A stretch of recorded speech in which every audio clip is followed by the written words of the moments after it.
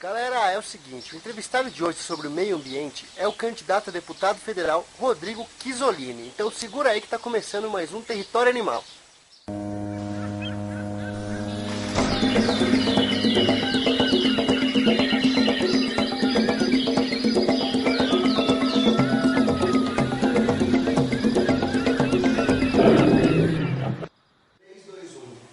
Galera, para quem não conhece, Rodrigo Chisolini é formado em Direito e ele é presidente de um partido político aqui em Sorocaba. O foco da sua campanha é a educação. Dentro dessa proposta política, qual as medidas que serão tomadas em relação à educação ambiental e sustentabilidade dentro das escolas? Então, cara, eu comecei a minha militância aos 16 anos de idade. Eu comecei a militar no movimento estudantil, junto com o Paulo Marcelo. Hoje ele é senador parlamentar no estado de São Paulo. E nós sempre militamos na defesa da escola pública, gratuita e de boa qualidade. A nossa posição, como candidato a deputado e se escolher como deputado, é fazer um grande movimento, se estabelecer uma trincheira na Câmara dos Deputados para que os vetos ao plano da sua educação sejam derrubados. Para que nós possamos fazer um grande investimento público na educação em nosso país. E, por conseguinte, é verdade, se a escola tiver mais investimento, a escola vai poder desenvolver não só o seu projeto pedagógico, de forma profunda, mas também todas as outras variantes, como a educação ambiental. Na minha opinião, a educação ambiental está colocada na ordem do dia, porque o capitalismo avança de uma forma brutal, e hoje o capitalismo, existe uma contradição muito grande entre o capitalismo e a preservação do meio ambiente. E se não houver, desde o início, desde a formação do ser humano na escola, uma tomada de consciência ambiental sobre a preservação do meio ambiente e quais são os danos que o sistema econômico que nós vivemos causa ao meio ambiente, infelizmente nós podemos ter um futuro da humanidade comprometido. Então, na nossa opinião, as escolas devem se preparar para trabalhar esse assunto com os seus alunos, para que o aluno se forme e tenha consciência do que é a preservação do meio ambiente, sustentabilidade, tudo relacionado ao meio ambiente. Sim. Até porque hoje o nosso país, ele tem um modelo hoje, infelizmente, um modelo agroexportador. Um modelo é um modelo colonial. Hoje nós temos, só no estado de São Paulo, nós temos 6 milhões de hectares cobertos pela cana-de-açúcar. E nós sabemos que a cana é um monocultivo, não gera emprego, degrada o meio ambiente, não só por causa da queimada da cana, que faz com que cidades como Ribeirão Preto, região de Barra Bonita, dos córregos, as pessoas tenham muitas vezes que recorrer ao posto de saúde do hospital por dificuldade respiratória. Da cana. Existe uma grande especulação em torno do novo Código Ambiental que diz que, se esse for aprovado, acarretará uma extinção de muitas espécies de animais. Eu gostaria de saber, se você for eleito deputado federal, quais são as medidas que você tomará em relação ao novo Código Florestal? Certo, uma das bandeiras nossas, como candidato, é a defesa do meio ambiente. Infelizmente, no Brasil está em curso o desmonte de todo o Código Florestal que felizmente, o antigo Código Florestal, ele representava um arcabouço de leis que buscavam proteger o meio ambiente, a biodiversidade, os biomas do território brasileiro. O que está motivando a reforma do Código Florestal no Brasil é o interesse econômico do agronegócio. E o agronegócio, como nós estamos conversando aqui, ele precisa expandir suas áreas agricultáveis no país, e ele quer expandir exatamente em regiões de biomas, como a Caatinga, a Mata Atlântica, a Amazônia. E o Código Florestal vem nesse sentido, de afrouxar a legislação que protege o meio ambiente, no sentido de permitir que aconteça o desmatamento legal. Ou seja, inclusive, vários deputados que defendem de forma árdua essa reforma do Código Florestal, dizem, por um argumento, que eles vão precisar ampliar as áreas agricultáveis do país para produzir alimentos. De fato, nosso país já tem muitas áreas improdutivas que poderiam ser utilizadas para produzir alimentos. De fato, nós precisamos produzir alimentos no país. Mas não na Amazônia, não na Caatinga, não desmatando. Existe área, existe latifúndio muito produtivo, que são ociosos, que poderia aumentar a nossa capacidade de produzir alimentos. Não só para o Brasil, mas para o mundo também. Então, esse argumento da produção de alimentos é falso.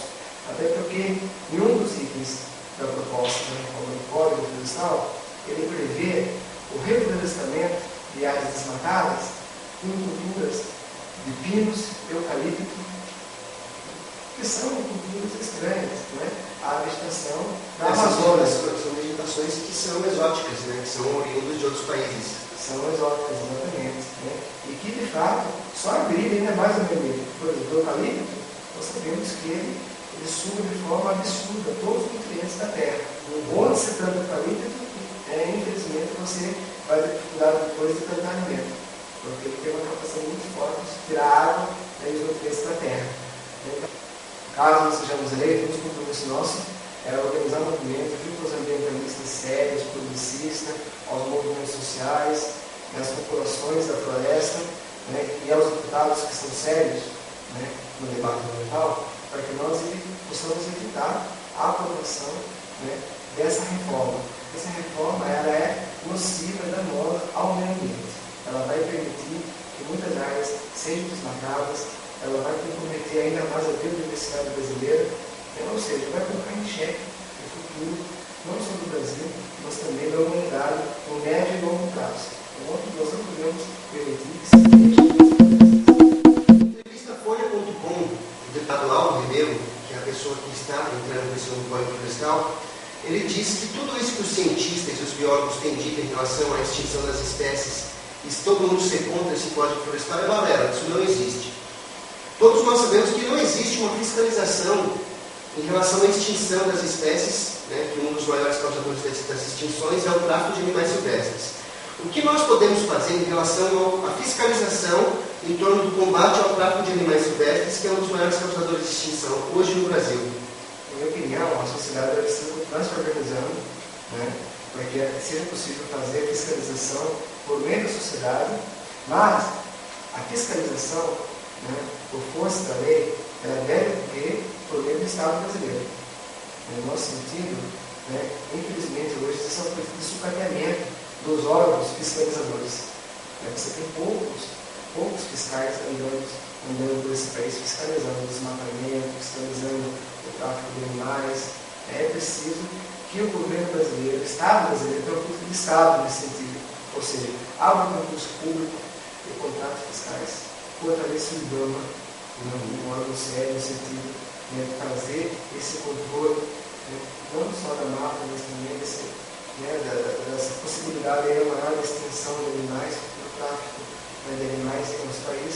Ou seja, a grande papel da sociedade é pressionar o Estado para que o Estado tenha a dotação orçamentária para garantir que, de fato, haja uma fiscalização rigorosa nas regiões de mata do nosso país e também se utilize o Exército e a Polícia Federal para, de fato, acabar com essas organizações criminosas que fazem o tráfico de animais em nosso país. Algumas cidades receberam o selo azul, inclusive Sorocaba. Sim. O selo verde azul, eles dizem, o selo verde azul é recebido por cidades que têm um compromisso com o meio ambiente. Isso é inserido nas escolas. Não é meio contraditório Sorocaba sendo uma cidade de polo industrial, onde nós temos muita emissão de gases nocivos na atmosfera, receber um selo verde azul? Eu também acho que infelizmente, lógico, toda a iniciativa do Estado no sentido de criar certificações, de fazer controle, de tentar ter compromisso dos municípios com agendas ambientais, com a preservação do ambiente, acho que é positivo. Agora, essa certificação do município verde azul, ela deixa algumas brechas. O município, na verdade, ele assina um convênio, um protocolo de intenções. E ao longo do período, ele vai sendo fiscalizado para saber se o município está cumprindo as 10 metas. São 10 áreas aí para o certificado do município verde e azul, né, exigem que o município realmente se credencie, e aí a vantagem do município se credenciar e ser certificado é ter prioridade no recebimento de recursos do Estado, quando o Estado vai ser recurso para o município. A questão é que existe, eu acredito que é frouxo esse processo, porque em Sorocaba mesmo, se você for fazer avaliação de todos os critérios que são exigidos pelo município do Rio Azul, você vê que Sorocaba tem falta de muitos deles. Em nenhum dos itens que está apontado nesse critério, Sorocaba realmente superou todos os desafios. Por exemplo, nossa cidade está uma questão muito grave, que é a coleta de resíduos. Nós temos um aterro sanitário que está com a sua vida útil, chegando ao seu fim, e o noticiário tem dito constantemente que o aterro sanitário vai chegar ao seu fim e a questão do lixo vai se tornar um impasse na cidade de Sorocaba. E cogita-se até em exportar lixo de Sorocaba para outros municípios. Porque existe um estudo já que hoje o município deve gastar R$1,5 milhão, R$1,6 mil com o aterro sanitário, vai dobrar. Vai mais que dobrar, vai quase R$3,7 milhões com a exportação do lixo de Sorocaba para outro município. Na nossa opinião, a prefeitura deveria criar uma estrutura para garantir que todo o lixo reciclado realmente fosse coletado e fosse para reciclagem. Com isso, nós íamos dar uma vida maior ao aterro sanitário aqui em Sorocaba.